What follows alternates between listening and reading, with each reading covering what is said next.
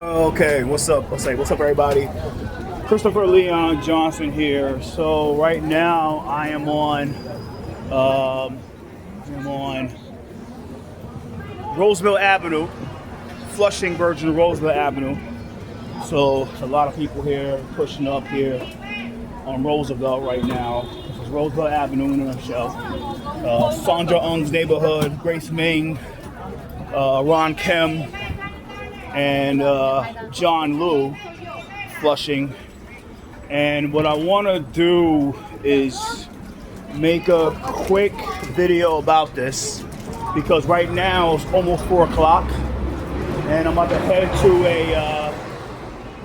to a domestic violence awareness month rally in March. About to head for a few minutes and then go, because at 5:30 they have a rally at Foley Square with the Working Families Party to call for the stop prosecution of Tish James and free Tish James. But because of the fact that she is alleged of mortgage fraud, so I had to go out show support for that.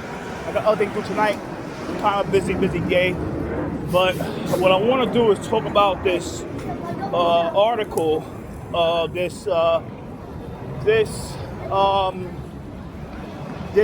situation that I saw on the New York, like Fox News, and they ran it.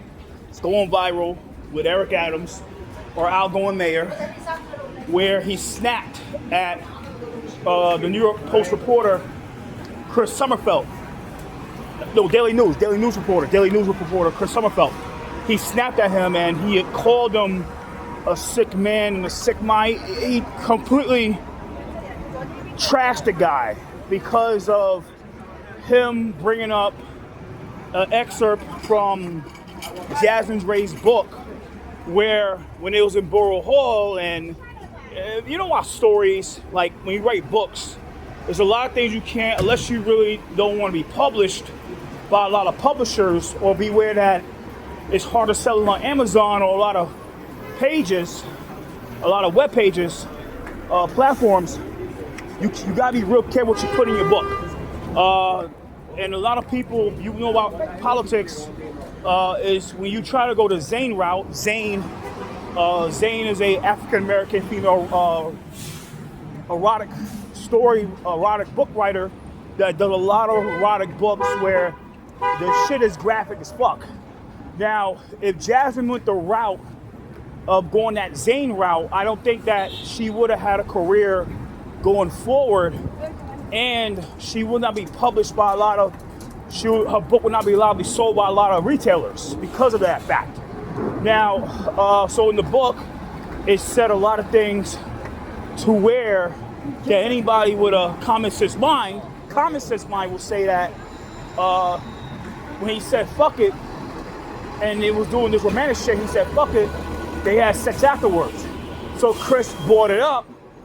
Eric got offended by it, and then Eric just started disparaging him, call him a sick mind and sick bastard, like call him everything in the book about being a sick person. Let me make this clear, right? And he called him one of the most darkest writers in this Room 9, right? So let's make this clear, and I want to make this clear right now. This is my opinion, right, about how Chris Sommerfeldt is. I like Chris. I think Chris does great work for the city. I think that Chris does great work for Room 9. He does great work for the Daily News. I'm happy that Eric took his question, because it's just a lot of things that happened throughout the past 3 years where Eric didn't even want to give his guy time of day no more, to the point of trying to ban him from City Hall, but he couldn't do that because he knew what would happen to him. But what I want to do is say this, right? This is my opinion, right? I want to say this, right? Is that, I'm going the right way. It's not wise, and I'll make this clear, that it's not wise for anybody to come at this man right now in a certain way where he knows that he's out of a job in the next 3 months. Not only he's out of a job, he's collected pensions left and right. He's got a police pension, he got his borough president's pension, he got some money from the state senate, and he's gonna get some money from mayor's office, right? He's gonna be set for life. He doesn't give a shit. And it's something where that Eric is the dog that is already down, and he's the man that has nothing to lose. And when you deal with a person that has nothing to lose, you cannot get mad of the consequences that you suffer when you deal with a person that has a man that has nothing to lose. A man with nothing to lose is a real dangerous person. And I'll make this clear why, and I want to explain why, because that it was a point in my life, right, that I'm not happy about this point in my life. It was like my teenage years where I had a lot of depression, and I felt I had nothing to lose, and I was doing a lot of wild shit in my young years. A lot of shit that I'm not proud of.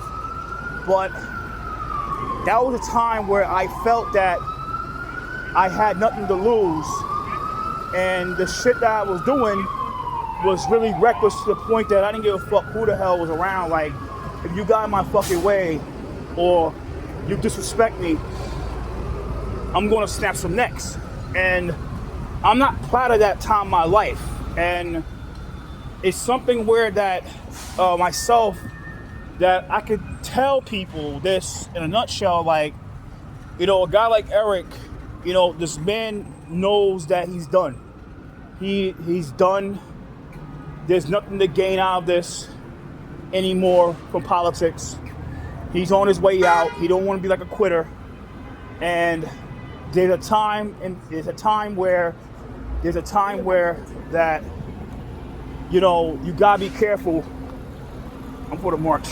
go in there, or I'll go on the street. Yeah. It comes a time where you gotta be careful. So about to log off here. I go to this Korean march, this domestic violence awareness march from the 109th precinct, because I care. And that's all I gotta say. So here for the march. It's what it is. About to log off and take care. Later.